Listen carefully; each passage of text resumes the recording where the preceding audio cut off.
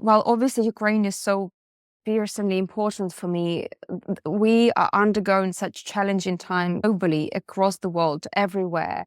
From my people, which I think will be relevant everywhere, is just to feel one's agency, to feel one's possibility to catalyze change, and to feel one's responsibility and ability to do so.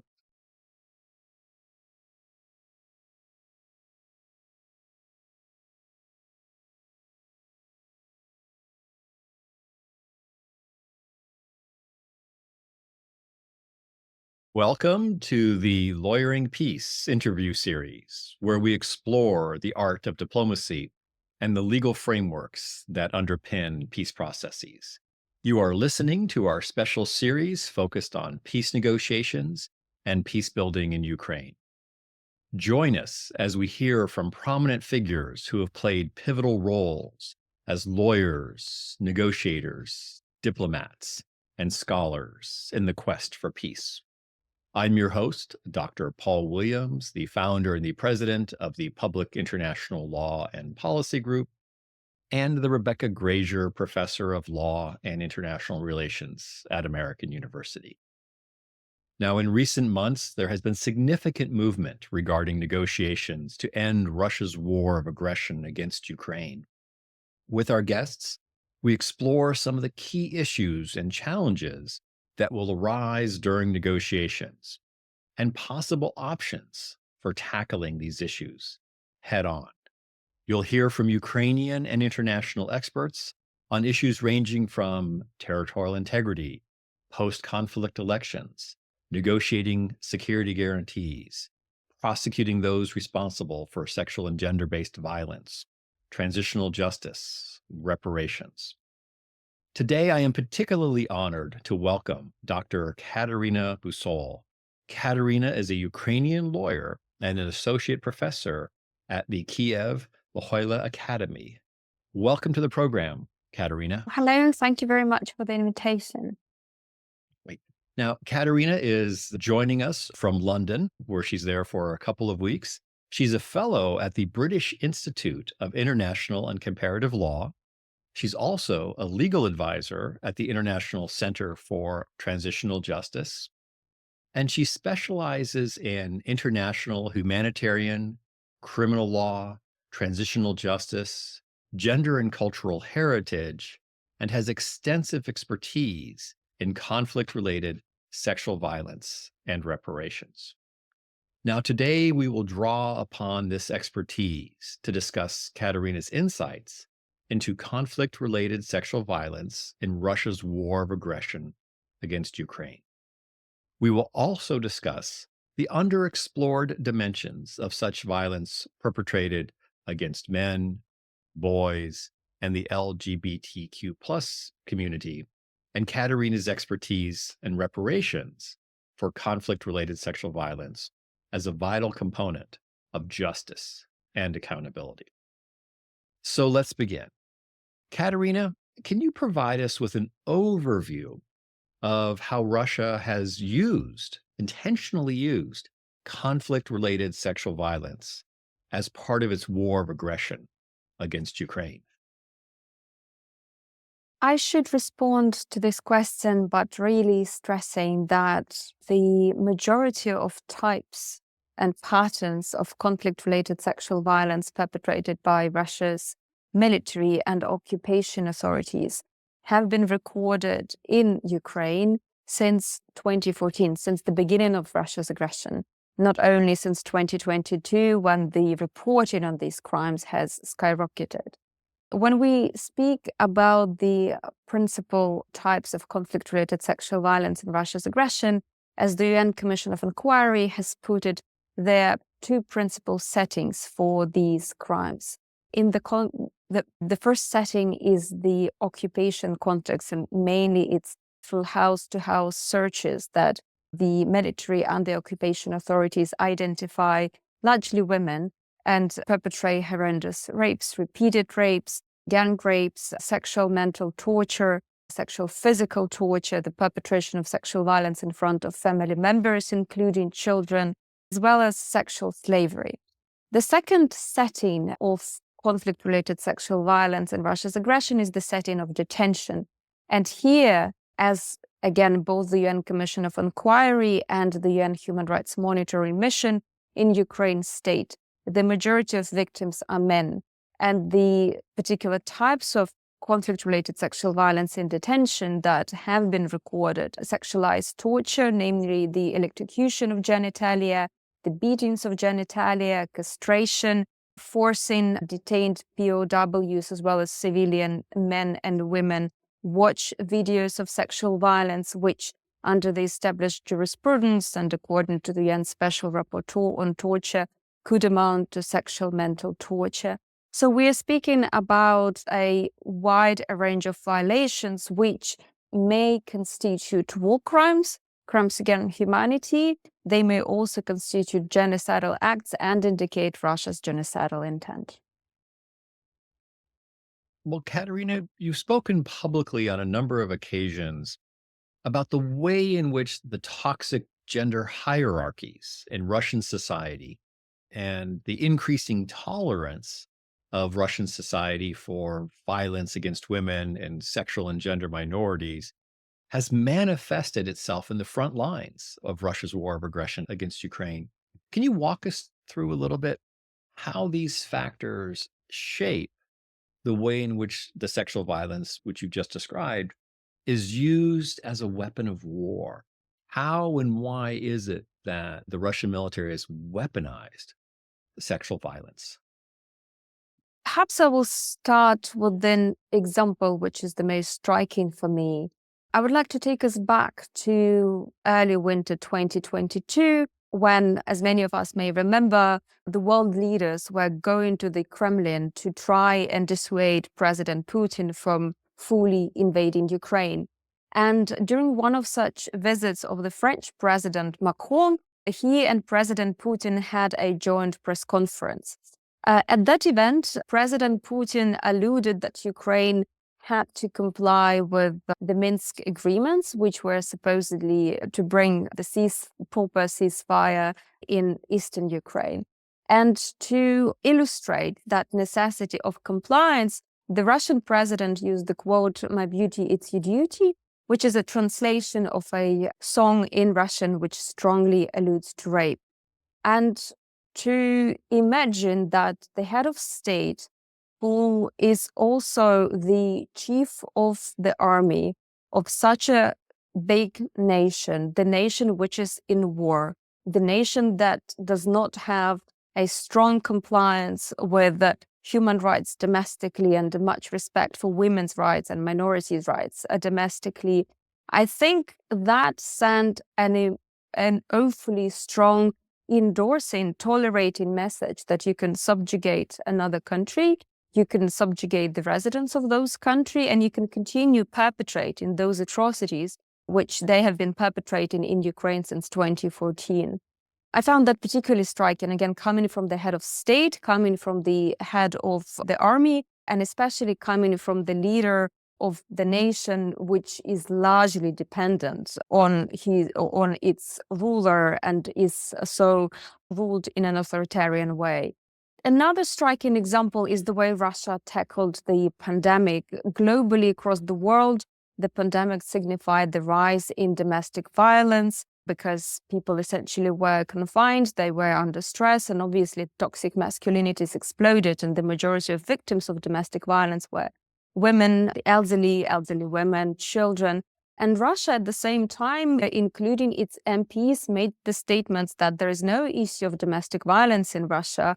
They decriminalized and essentially opened the administrative but not the criminal responsibility for domestic violence. Yet another example would be the legacy of Russia's sexual violence in other conflict-affected areas, for instance, in Syria, in Georgia, which Russia invaded in 2008. And perhaps the most recent ones would be Russia's particularly strong encroachment on the LGBTQI plus persons. A year and a half ago, they declared that any so-called propaganda of the LGBTQI plus movement would be prosecuted as extremist, and any affiliation with this group has been deemed strongly dangerous. The persecution of the LGBTQI plus persons and women in Chechnya has been particularly strong. And that also in the military dimension is manifested in a strong practices of dedovshchina, the harsh treatment of the lower ranking service persons, especially women in the Russian army. So as we can see, there is a whole sad spectrum of disregard for gender equality and wider towards the issues of equality as manifested by the leadership of the Russian state. Therefore, it's unfortunately not surprising to see that scale of violence perpetrated in Russia's aggression. Also, if we recall the way the Red Army used sexual violence as it was liberating gradually the Eastern Front during the World War II. So it's historical, it's endemic in the culture to a large degree, and it's politically approved, politically promoted. There's sexual violence in so many conflicts around the globe. Is there a unique dimension of the way in which the Russian military and the Russian government has weaponized sexual violence against the people of Ukraine? I think you're right in saying that we observe sexual violence in all atrocity situations globally, but naturally it would have certain contextual connotations. So again, if we refer to the reporting of the leading human rights organizations in Ukraine, like Truth House, like the Center for Civil Liberties, if we look at the reports of the UN Commission of Inquiry, which I already mentioned, they, for instance, speak also about the use of acutely gender dehumanizing rhetoric, which accompanies all of Russia's atrocity crimes, but particularly sexual violence. So, for instance, castration or the threats of castration, or the slurs that Ukrainian women who are pregnant and who are sexually abused will not bear allegedly Nazi children. This is the particular contextual aspect of Russia's sexual violence because, as we know, President Putin has proclaimed the purpose of his full-scale invasion as the alleged denazification of Ukraine. So this idea of dehumanization and essentially endorsing of the targeting, the specific purposeful targeting of Ukrainian women and men through sexual violence is, I would say, a particular nature. And another dimension which I would point out, which we have seen in other contexts, is just it's very prevalent in Ukraine. It's the perpetration of sexual violence in front of family members. And here we also see the weaponization of gender roles, because the situations where a woman is sexually abused in front of her husband or another male family member obviously horrendously victimizes, assaults physically and emotionally a woman, but it's also a horrendous emotional experience of a man who is made to feel that he has allegedly failed his protective function. And the jurisprudence that we have from the International Criminal Tribunal from the former Yugoslavia, most notably the Frunzia case and many others, they note that forcing a person watch the sexual abuse of another person, especially if it's your dear one or a family member, it can amount to mental sexual torture. So both this double qualification of the sexual violence, for instance, as a war crime and a war crime of torture by means of sexual violence against the direct victim, as well as the qualifications which we should remember to include in charges and in the judgments regarding the person who is forced to observe it, it's something that is really, at least as of now, typical in the context of Russia's sexual violence in Ukraine. Well, Kateryna, these acts you describe in the context of these acts of sexual violence in front of family members, I can only imagine how traumatic they must be to the individuals, the family members, but also the community and the broader society. Can you walk us through a little bit the implications of Russia's weaponization of sexual violence and how that's impacting Ukrainian communities, societies, in addition to the individuals who are the direct victims of sexual violence?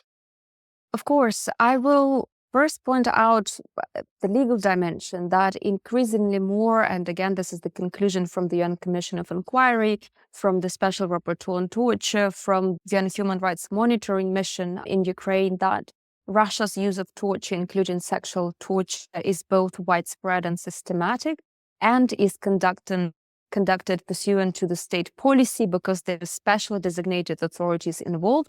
The UN Commission of Inquiry does name them, both the law enforcement authorities and the military authorities. There are also the similar patterns in organizing the torture chambers, as well as the similar torture techniques.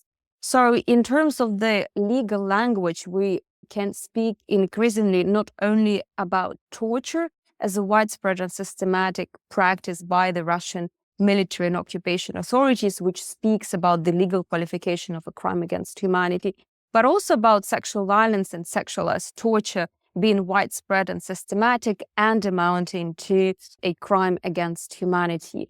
From a legal perspective, what's also important is that almost since the beginning of the full-scale invasion, Ukraine has been responding to sexual violence in this aggression, both through criminal accountability, but also through reparations. And for me, not even as a lawyer, but as a Ukrainian, as a citizen, this is of crucial importance exactly for the reasons which you mentioned, because this is the crime that penetrates the most intimate fabric of a person, of the family bonds, of the community bonds. And while naming and shaming and ensuring the accountability of direct perpetrators and their commanders who endorse these policies matter, what should be our priority as the society and human beings is to ensure that the medical support, the psychological support, couple counseling are available there for the victims and their families as early as possible. Ukraine, even before the full-scale invasion, and again, I know this because while Ukraine has benefited from so much support and attention since the full-scale invasion, the aggression has been ongoing since 2014. And during this first period of the aggression, when the international attention to Russia's crimes was not as strong, Ukraine already during that period was investigating and prosecuting atrocity crimes. And already at that period, in 2021, Ukraine did a study on the needs of survivors of sexual violence in terms of their rehabilitation, psychological support, and other needs. So we have seen the full-scale invasion with already a certain framework and understanding there how we would like to respond. During these 3 years of the full-scale invasion, Ukraine has launched an urgent interim reparations pilot project for survivors of sexual violence. Essentially, it's a project that envisages a simplified administrative application for reparations by survivors who may receive 3,000 euros, which is not much given the level of trauma and the medical costs of the victims. But having the ability to apply for these reparations, having at least a small one-time payment as a means of redress, and also feeling one's resilience by being ready to go through this process, it has been quite healing for many survivors. And as of December 2024, around 600 persons, almost half of them men, have received these urgent interim reparations within the pilot project. What we are awaiting for now is the implementation of the law, which was adopted in late 2024 on the wider urgent interim reparations, not the pilot for a limited number of people, but a wider scheme for survivors of conflict-related sexual violence. That, of course, brings us to another issue that first, not only survivors of sexual violence, but survivors of all atrocity crimes, of torture, of enforced disappearances, of sham trials, of unlawful detention should be entitled to reparations, and they are. But there is a question of funding these reparations, and this is something which should be a big argument for repurposing Russia's frozen assets. And to conclude, responding to your question from a societal perspective, what I would like to point out is that obviously sexual and gender-based violence is very stigmatizing and stigmatized. The response and the support for victims really depends on their communities, on how open they are, on how secure a person and their family members feel. So there's no black and white, but at least I would like to point out certain hope-giving, light-giving developments. For instance, SEMA Network Ukraine, the Association of Women Survivors of Sexual Violence, has been exceptionally active in Ukraine and internationally, speaking about the practices of Russia's sex abuse in detention and occupation, and calling for prosecutions domestically and internationally and reparations. And what has been stunning to see, kind of the reversal of the typical gender binaries, is how women advocate for male survivors. When male survivors were not yet ready to speak about sexual and reproductive abuse they have endured in detention, female colleagues from SEMA Network Ukraine would speak about them.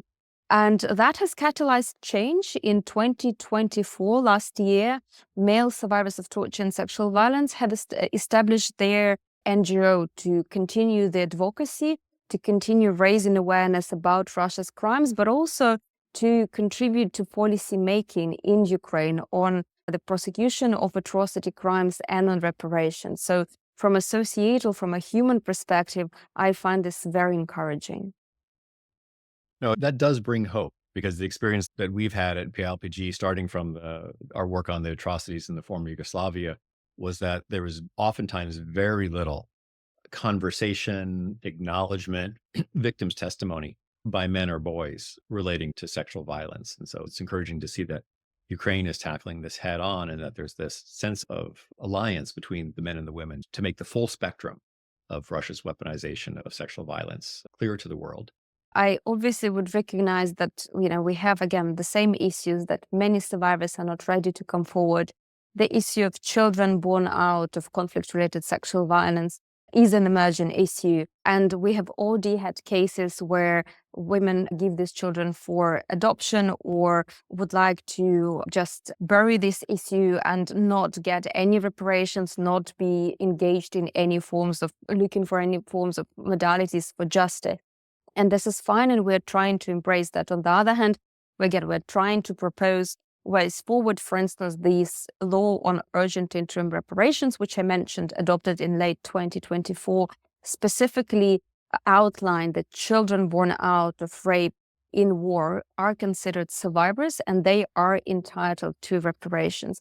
So this is an important step forward, but I think for horrendous, sad reasons, this visibility of sexual violence and the resilience of survivors who are more ready to speak about this now could be a catalyst to a broader change how we speak about sexual violence perpetrated in peacetime, how we speak about domestic violence, and how Ukraine steps upon other important gender-related issues, for instance, civil partnerships for the gay and lesbian Ukrainians and other persons living in Ukraine. So I just didn't want to project the progress in a one-dimensional way. We have the same issues, but it has been extraordinary to see also how women advocate for men and how men are speaking about their experience much earlier than we have seen in some other contexts.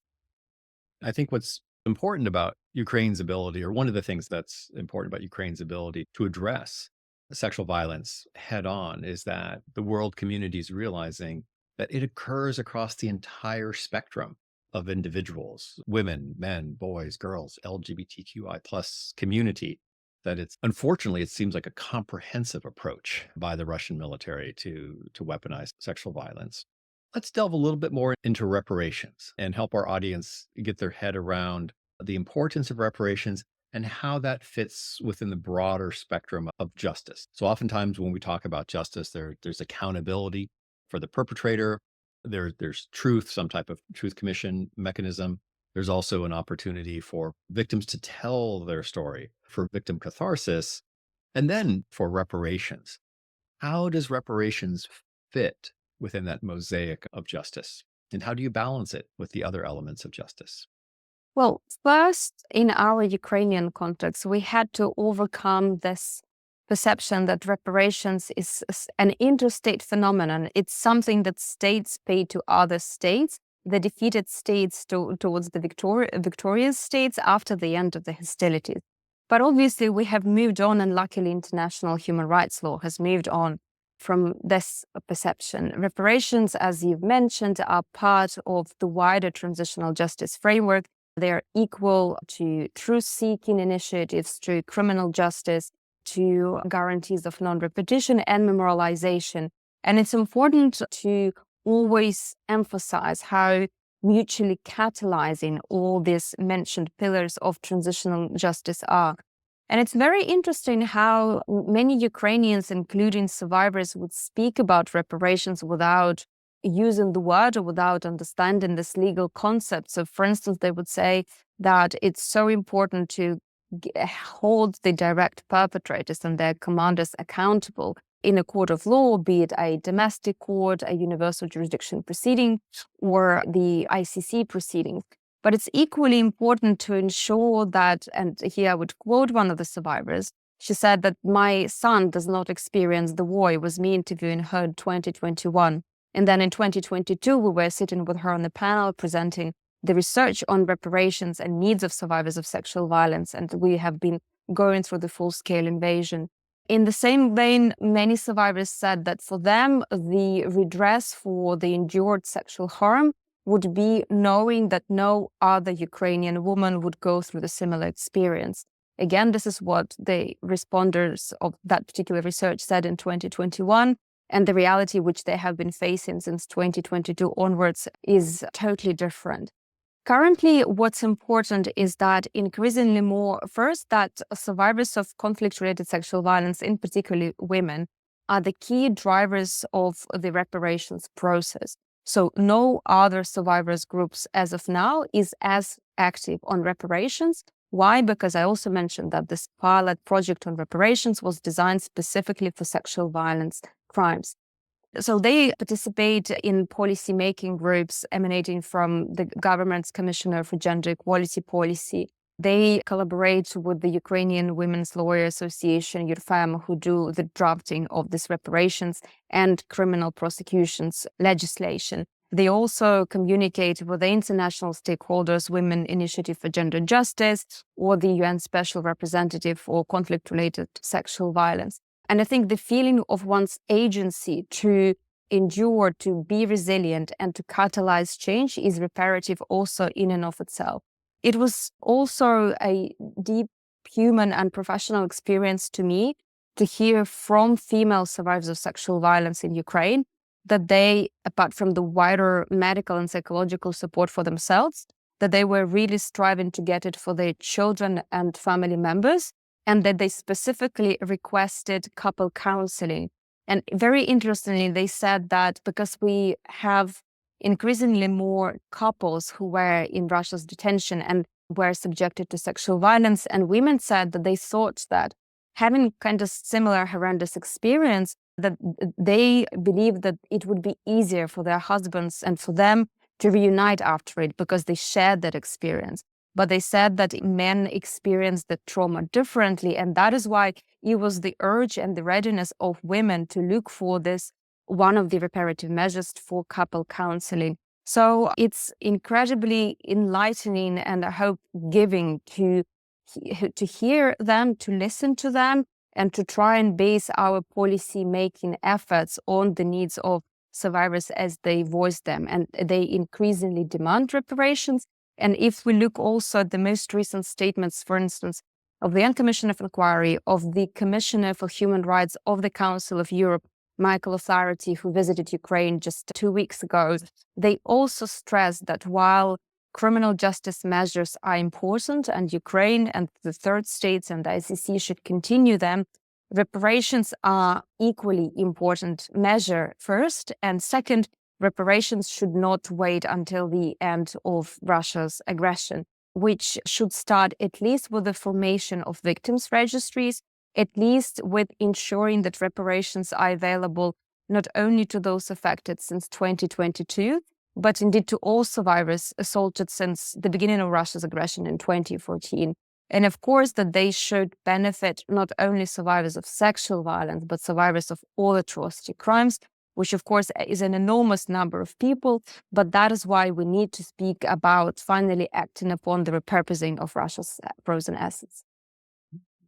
Kateryna, let's talk a little bit about the repurposing of frozen assets. We've had a couple of guests speak about reparations writ large and reconstruction and repurposing those assets. But for those members of our listening community who've specifically dialed in for this particular conversation, can you walk us through a little bit about these hundreds of billions of dollars? They're frozen. What's the conversation about repurposing those assets for reparations? Well, currently, Ukraine can use the interest that is gained through just keeping those assets. The majority of them, if I'm not mistaken, is in Belgium, so they are within the EU. But Ukraine may not use, as of now, the assets as such.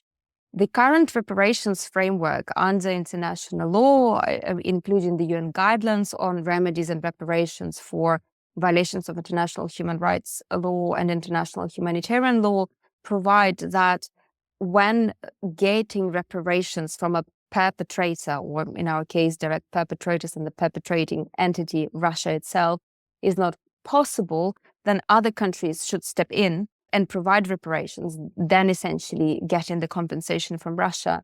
And this is what Ukraine and its international partners are doing. But again, as I have stressed, the amount of damage is so immeasurably huge that while it's a very solid, good faith compliance of Ukraine and of its international partners in providing reparations, even though they did not contribute to the violations, there's obviously the strong urge to get those frozen assets kept in Belgium or in other jurisdictions to compensate the money already given for reparations to atrocity survivors and for Ukraine's rebuilding, and of course for any further rebuilding of Ukraine.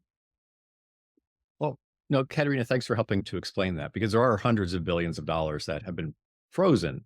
And there is this question of, well, why can't we simply reallocate them to Ukraine, or at least the interest for reparations and for reconstruction? Well, now, Katerina, you've mentioned a number of times that you're hopeful, which in this context is very impressive. Can you share with us a little bit about what gives you hope for justice, accountability, reparations in the context of the weaponized sexual violence? Well, my first response would be that we just cannot afford despair. Despair would be luxury, and that would be the loss of our sovereignty and will be the end of our existence. It's so interesting how every single Ukrainian feels targeted and feels an existential threat. So having no hope would be the luxury which we cannot afford, because we owe it to the future generations to not lose this battle. Second, as I mentioned, the resilience of the people who have been through horrendous experience, their ability to speak not only to us in small working groups, but to be so publicly active in their advocacy, for women acting for men and speaking about their horrendous experiences when males are not yet ready, not just to speak about them, but sometimes they don't even comprehend that the electrocution of genitalia is not just torture, which one quote unquote heroically survives. It's sexual violence, and it's important to recognize that it's also perpetrated against men, and there's nothing shameful about it. And also, just 2 weeks ago, I received an email from one of my students saying, Kateryna, could you advise me on how I could make up for the missed seminars? I'm currently in the armed forces. This is a female student who is 20 or 21. And while these messages, they shatter my heart, because I see how the best of my people die in the front lines, it also gives me an immeasurable hope, and also the very tangible feeling of responsibility to do something modest every day to try and get closer to our joint aim. Well, Katerina, I think that gives so many of us hope. And as you know, so many of us who work on Ukrainian issues are continually inspired by Ukrainians of all walks of life and what they're doing to defend against Russia's aggression. You've been very generous with your time. I just have one last question, and that is, what takeaway do you want our listeners to remember from this conversation about justice, reparations for conflict-related sexual violence? What do you want to stick with them from this conversation?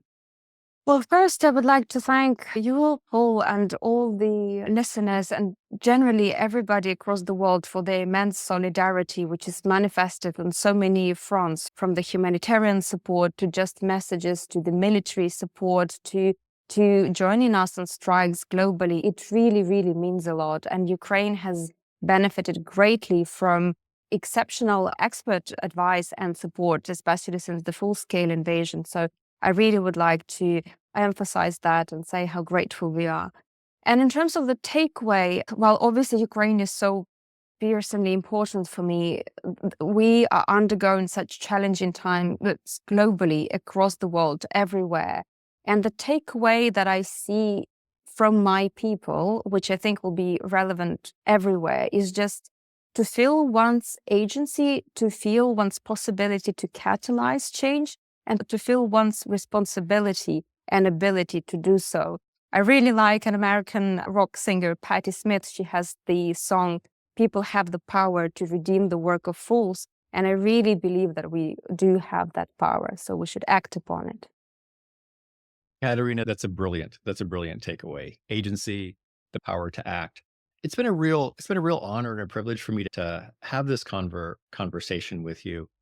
It goes without saying, this is a very sensitive topic. It's very difficult for people to have conversations about conflict-related sexual violence. As you've helped to make us aware, it's prevalent and it's devastating, and one needs accountability, truth, reparations in order to counter this seeming growing wave of weaponized sexual violence in Ukraine and around the globe. So, Kateryna, thank you very much for taking the time to share with us your expertise and your insights. Thank you very much.